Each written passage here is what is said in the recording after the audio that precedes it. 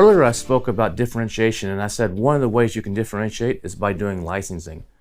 And so I want to talk a little bit more about licensing, but I've brought on someone who's got a lot of experience in doing this, my friend Paul Miller.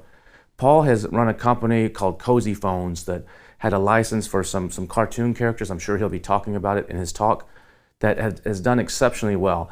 He's actually goes to the licensing show that happens in Las Vegas every year, looking for different opportunities. So he's here today to present to you about licensing and some of the ways you can go about actually getting licenses and what you need to be aware of if you're going to approach selling on Amazon via getting licenses for your product. So Paul, take it away. Welcome to this presentation on licensing, how to differentiate, protect, and grow your brand with licensing. I'm Paul Miller. I started my brand Cozy Phones in 2015. In 2016, I began utilizing licensing as a way to grow and protect my brand. For a little bit of background, first 3 years, 2015 to 2018, I grew my business to over $5 million a year utilizing these licensing techniques that I'm going to explain to you. I launched my first license in 2016 with a small brand, which led me to a major license with Nickelodeon. Again, my brand is cozyphones.com, and let's get started. What you'll learn in this session, hopefully, is a introduction to licensing and why I think licensing can be a major benefit to your brand, and an overview of some of the licensing terms and procedures involved in licensing. Some of the goals for this presentation is that I'll introduce you to the concept of licensing, help you understand the opportunity for product owners, and an overview of the basic terms, as well as some next steps for you. First of all, let's talk about what is licensing. Here's my definition. Licensing is a business arrangement in which one company gives another company permission to use its intellectual property in exchange for some valuable consideration, usually dollars in the form of royalties. What is IP or property? It can be a brand, images, music, characters, text copy, logos, products, etc. The consideration, as I mentioned, that you will exchange for the right to use that IP is usually dollars in the forms of royalties, but it can be marketing exposure, goodwill, or more. So what is a licensee and what is a licensor? A licensee is a manufacturer like you or a business with a unique or successful product who's seeking to expand and differentiate in their product line. The licensor is the owner of that property, the IP, that is looking to expand their offerings by tying their IP to the product. So let's have some examples of licensing right now. Here you see 4 products. First one is the George Foreman grill. This was basically a home appliance that was turned into a licensed product through actually my friend Rick Cesari, who developed the George Foreman grill by licensing it with George Foreman. The second item you see there is a kids play tent, which has got a Disney princess theme on it. The third item there is an umbrella, as you can see, with a sports logo. And then you got some Hello Kitty socks there. A couple of their favorite licensed products of mine. Here's one example of my Cozy Phones, and I'm sure you'll recognize this as Elmo from Sesame Street. And another fun item, which was originally made by a company called ThinkGeek. This is the Star Trek pizza cutter. It's a pizza cutter in the shape of the Star Trek Enterprise. So there can be all kinds of unique applications of licenses. So I think licensing for us as private label sellers and brand owners solves lots of challenges. Some of the challenges that we have as owners are that we strive to be unique. We are seeking to innovate and make a better product, better than our competitors. We want to prevent copycats and hijackers. We're seeking to expand our sales channels, build brand recognition, scale your business beyond Amazon. We look for new marketing opportunities, and we like to build an audience. I think licensing solves all of these problems for private label sellers. So what do you need to get started? First of all, you need a successful product. It's highly unlikely that you're going to be successful in getting a license if you don't have a successful product with a serious sales track record. You also need a desire to grow your business and the team, the finances, and commitment to do so. Most importantly, you need the right mindset. This is not private label as you and I might understand it today. As a licensee, you will not be making all the decisions. It takes patience. Development time is much longer than the regular private label process. You have to work with and get approvals from the licensors, and you need a commitment to make this work over time. There's also a financial cost. You'll need consultants, legal consultation, design, suppliers, packaging, and of course there's the licensor compensation, which we'll talk about more later. Let's talk about the anatomy of a license. What is a license after all? Well, I'm going to go over some terminology here that you need to understand before we start breaking the license down. First, there's the term. That's the amount of time the license is good for, usually in years, 2 or 3 year term, and sometimes there's an ability for you to extend that license as an option. There's the description of the property. The property in licensing terms is the character or the IP that you're talking about. In this case, the property would be Sesame Street, and more specifically, the character Elmo. Then there's the description of the products that you are allowed to license, or you're allowed to create with that license. For example, mine would be Cozy Phones, and it's limited to the headband headphone, not just any headphone, but a headband headphone specifically. Then there's the territory. So the territory that you'll be allowed to sell in. That could be US, international, US plus other countries, etc. Then there's channels of distribution, and obviously you're going to be wanting to sell on Amazon.com. Is there other direct-to-consumer channels, Walmart.com, Target, for example, wholesale, other online channels, other retail channels. All of those are going to be described in the license. Then there's the compensation to the licensor. So I mentioned royalties earlier, and that's normally how the licensor is compensated, and that's royalties as a percentage of sales. But there's different types of sales. For example, there's direct-to-consumer sales, there's FOB sales, there's wholesale sales, and each one of those might carry a different royalty rate.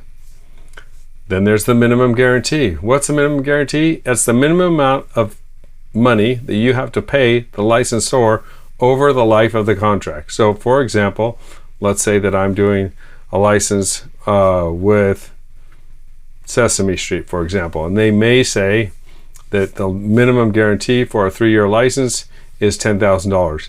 That means no matter whether I sell any items or not, I owe them $10,000 as the minimum guarantee for that contract over time. Now, of that minimum guarantee, when I go to sign the contract, I have to provide an advance on the minimum guarantee. That's usually a percentage of the minimum guarantee. Many times it's about a third, so maybe it's a third of that $10,000 minimum guarantee. I have to sign that. It's due at signing of the contract in advance of producing any product at all. That kind of locks you in as the manufacturer and gives the licensor some comfort that you're actually going to produce the product. So that's the advance. Then there's exclusivity. Exclusivity means, are you going to be the only one that's allowed to make this product, or will other manufacturers be able to make a similar product in a category, the similar product category, with the same license? Normally, we'll get into this a little bit later, but normally licensors are not crazy about giving exclusives. A non-exclusive is where obviously you are not the only one who can make it, but in general, the licensors don't like to give overlapping licenses. So exclusivity is not such a big deal. It's nice to have if you can get it. And then there's usually some marketing language in the license which specifies if you're required to put any additional dollars towards marketing of those items. It's not terribly common, but in bigger licensing deals, the licensor actually requires additional marketing dollars from the licensee. All right, let's talk about the team that you'll need for a license. First of all, you need some licensing experts, and those can come in many forms. Sometimes manufacturing reps who would potentially wholesale your product for you have expertise in licensing. So if you have a manufacturing rep right now, I would go to them and say, hey, are you have any familiarity with licenses? And perhaps get some expertise there. You can also hire licensing agencies or licensing consultants. Licensing agencies usually represent multiple licensors, and their job is to sell that license to licensees. So they handle, a big pool of licensors, and they're actually taking the burden of managing those licenses from the IP owner to the licensing agency. So you can reach out to licensing agencies, you can Google it, you can find them on LinkedIn and see which companies that they represent. Some licensors actually do the direct licensing themselves, and in that case, usually those licensors have category specific people who handle those categories. So there might be someone who handles electronics, maybe kitchenware, so forth. So you have to kind of dig in and find the right person who manages that category.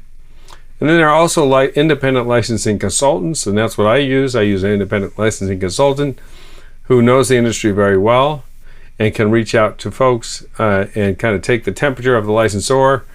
If that's a product or a license that they're interested in, they can help you negotiate the contract, and they can even help you in development of the products and also in the reporting of quarterly or annual royalties. So I really recommend getting a licensing consultant, and that's something I can help you with if you need further help. Besides a licensing expert, you're going to need a good attorney. I suggest getting one that specifically has experience with licensing. It's very important that they understand licensing, not just a general attorney. A professional designer who understands licensing requirements is also good. And I would also, you're also going to need qualified suppliers who can meet the licensor's requirements. And then you're going to need some administrative and accounting help for doing the quarterly reporting and such for royalties and all of the kind of administration that you're going to need around maintaining these licenses. So what does a licensor look for in a licensee? First of all, they want someone who has a great product and a sales history. They want to help they want a partner who's going to help the licensor achieve their goals of getting mass distribution for that product so they get maximum exposure for their license. That means that they want someone who has deep distribution channels. They like wholesale, they like retail, they like direct to consumer, online. As many distribution channels as you can come with is what they're going to like. I was very lucky. My first major license to get an Amazon only license, and that's becoming more and more able to do that these days as online has grown so much. But in general, they're looking for deep distribution, and they want people who are not difficult to work with, obviously. Licensors are dealing with many licensees, and they basically want you to play ball, and they want you to understand how licensing works and not be difficult to work with. They also want someone who's going to be a brand partner, who's going to really help them to promote that product with their license out in the retail world. And that includes Amazon, of course. And they want someone who's going to be successful in marketing that product and generating royalties. Because let's face it, at the end of the day, it's not only royalties, but it's also about getting the product out there for marketing purposes. And they need someone who is financially and operationally capable. A lot of times they're going to actually look into your finances to make sure you can do what you say you're going to do. They don't want to hear any excuses about you running out of inventory in the holidays because you didn't plan or you weren't capable of doing so. Okay, so let's talk about finding the perfect license or trying to get the idea of, what license would go along with your product, I like to think about your customers and let your customers guide you. So in my case, of course, Cozy Phones is a children's product. My target customer, really, even though it's mom or dad buying the product, I'm probably targeting a 3 to 6 year old per child, and thinking about what does a 3 to 6 year old child like. So obviously I went into Nickelodeon, Paw Patrol, Sesame Street, PJ Masks, and some others. You need to think about who uses your product, who is the user of your product, and what brands do they love, right? What brands or movies, influencers, and so forth who they would follow and that would make a good property to put onto your brand. So think about who is your customer, or who are they buying for? What activities do they participate in? What brands do they follow? What influencers do they follow? And then look at other products in your niche. So if you're in the camping niche, for example, look at all the other products in the camping niche and look at what other licenses are occurring in that niche. So because you're basically your target is campers, for example. If that's someone who camps and they like the following things, whether it's could be a camouflage pattern, which you could license, or any number of things that appeal to those campers. It may be maybe a print on the outside of a sleeping bag. You may not be selling sleeping bags, you may be selling something else camping wise, but based on that item being licensed in that category, that's something that probably appeals to your camper. So look at other products in your category. And then visit the big box store. Walk down the aisles and you'll be surprised at how many licensed goods you'll see. If you go into the kitchen items, for example, you may find a set of knives that have a license on them with, say, a famous chef, and you're not selling knives, but you're selling pots and pans. Well, that license may be applicable to pots and pans. So I encourage you to open your eyes to licensing as you walk down the big box aisles and walk down all the aisles, and you'll be surprised at how much licensing is out there. And then attend licensing conferences. So you can go to licensing.org. I'll also give you some URLs at the end of this presentation, other resources. I highly recommend that you go to some of the licensing conferences because the licensors are going to be there. There'll be lots of examples of licensed product that will really get your wheels spinning. So licensing conferences are great. If you go to a conference, sign up ahead of time. Use the matchmaking service so that you can get appointments ahead of time. It's very hard to get on-site appointments, so use the matchmaking service. Make connection with those exhibitors before you go there, and they're a lot of fun. A lot of times there's a lot of entertainment companies there who are doing kids entertainments or other entertainment, sports, and so forth. It's a lot of fun, and you'll learn a lot just by going to the conference. Many times there's associated workshops with those conferences. Now, I highly recommend that you take those also. And of course, in terms of finding the perfect license, use your licensing consultant, because that person, if you have one, is going to understand very well what the licensors are looking for and what kind of licenses that you might be able to get as a licensee. So let's talk about what I call prospecting for licenses. So now you have some ideas. You kind of built a list of licenses that you think would be good for your product. What do you do now? I'd like you to think of a license in terms of a sales cycle. It's really, you're building a pipeline of contacts that you're going to reach out to try to get a license. First thing is build that list. And attend the conferences that I mentioned before. It takes a lot of networking sometimes to get to the right person. As I mentioned before, many cases the licensors have category specific folks that represent those categories like electronic, household goods, bedding, etc. And then put a pitch presentation together. We don't have time right now to go over the entire pitch presentation, but you want to demonstrate to the licensor that you're a viable licensee, that you have sales, you have a unique product, and you have a unique offering that's going to go together with their license. And then reach out to those licensors. You can use LinkedIn to reach out to them. There's many times the contact information is going to be available at the licensing expos. You can use, as I mentioned, your matchmaking service, and you can just sometimes Google those and dig in. I really love LinkedIn for this, to get the contact information to reach out to that person directly, or use your licensing consultant to reach out to them directly. Now, they're going to ask you at some point after you kind of had an initial conversation, initial level of interest, they're going to ask you to present a proposal to them. A proposal is nothing more than, hey, here's the product that I propose, here's the sales channels I want to sell it on, and here are my sales forecast for the next 3 years or 2 years on this product. Because they're going to come back to you with that minimum guarantee that we talked about, that advance that we talked about, that royalty rate that we talked about. But first they want to know, how much do you think you're going to be able to sell of this product over time? And many times they're going to give you a template for that proposal. It's going to be fairly easy for you to fill in, year number 1, year number 2, year number 3, the SKUs that you plan on building, and the sales channels, and dollars per sales channel.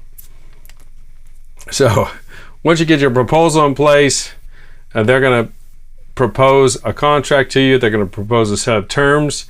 And about that time is when you bring in your licensing attorney and you go through the contract negotiations in order to, solidify that contract. All right, so here's one of your favorite topics right now, legal and compliance. Some things you need to understand. Understand all your obligations under the licensing contract. There's sometimes marketing and distribution obligations. Manufacturers have to be approved in many cases. Sometimes an audit is required. And then you have safety testing and certifications. Those are just a few of the highlights. But as you go through the contract with your attorney, you need to make sure that you understand all of your legal obligations and your compliance, to include, your quarterly reporting, for example, and any kind of annual reporting that you need to do. Because one of the things that you should know, that in most cases of the licensor has the ability to audit you at any point to make sure that you're properly reporting your royalties. So you really need to understand your obligations up front. All right, we've been through a lot of administrative contract, a little bit of contracts, and the terminology of a license. Let's talk about the product development cycle, because that's something very different than what we're doing right now as private labelers, where you might have an idea for a new product and be able to shoot it out to your manufacturer, have a prototype in 30 days, and then have a production run in 90 days, and all of a sudden you're selling it on Amazon. That is not the case in the licensing world.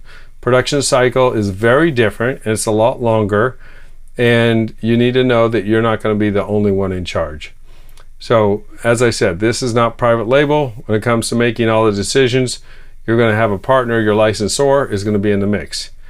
So it's probably where your product development cycle might be 30 or 60 days right now, or 90 days. It might be 6 months, and sometimes a year for larger licensors. So in most cases, it won't take that long. But basically, what you have to do is translate that license into a product. So they're going to provide you a style guide for that license. For example, going back to Nickelodeon and Paw Patrol, you would get a Paw Patrol style guide, for example, and you have to translate that style guide to your product. And let's just say it's a coffee cup, and I know not many of you are going to have a Paw Patrol coffee cup, whatever it is, Batman coffee cup. You're going to apply, it's how you apply their artwork, their pre-approved artwork to your product. So you're going to start out with basically a graphic or proposal, a proposed design, which has to be approved. And then from the proposed design, after you get that approval, you're going to go to a sampling, and you go back to your manufacturer, get a sample. Sample goes back to licensor, they approve it or don't approve it, make modifications, and so forth, until you get an approved sample, back and forth. And then once sample is approved, You're also going to have to get your approval on packaging. There's going to be required content on packaging, which is different from your regular packaging. And again, back and forth with the style guide and the packaging regulations. And you're going to go back and forth. You're going to finalize packaging. And then you'll have packaging, product sample, and finally you'll have to do a pre-production run sample. So what's it all going to look like at the end of the day, and get that approved before your actual production run. It sounds like a lot, you know, it is a lot, but if you want to get in the licensing game, this is the kind of the work that you have to do. But you need approvals for everything. The last thing you want to do is, you know, shortcut the process, make a production run, and then the licensor finds out that there's a problem with the production run. They can make you take all that stuff off the market. So you don't want to do that. Follow your production process, your product development cycle properly, and it'll be a win for everybody. All right, we've gone over a ton of material here, about as fast as I could to get under the 30-minute mark. This is just a brief overview, and I hope you understand what a phenomenal opportunity licensing is for private label brand owners. You know, we talked a little bit about defending yourself from competition, being unique. Some of the things I didn't talk about, but you should be aware of, is keyword search, for example.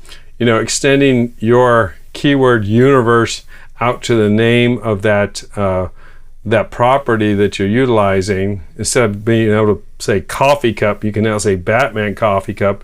You're going to appeal to a whole nother set of keywords, and that's really kind of an advanced topic for us.